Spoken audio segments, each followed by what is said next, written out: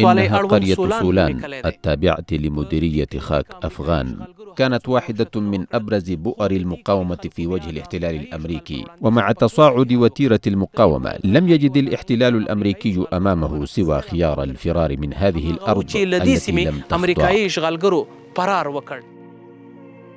خاک افغان په ولسوالۍ کې اولنی جنگ د امریکایانو په دغه کلي کې وسو، دا د بلوڅ د کلي په نامه باندې.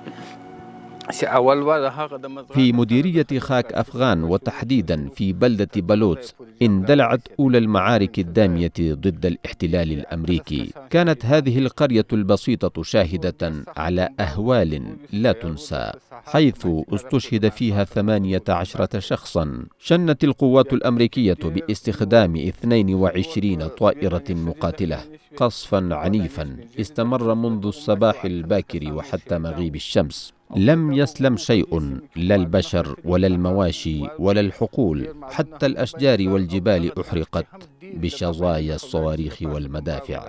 وهذه القرية التي تسمى باسم بلوث محاصرة لمدة 3 أيام. وبعد انسحاب القوات الأمريكية خرجنا من بيوتنا لنفاجأ بأنهم جمعوا جثامين الشهداء ووضعوها كلها في مكان واحد مكدسة فوق بعضها البعض، في مشهد لا يمكن وصفه إلا بالمجزرة الجماعية.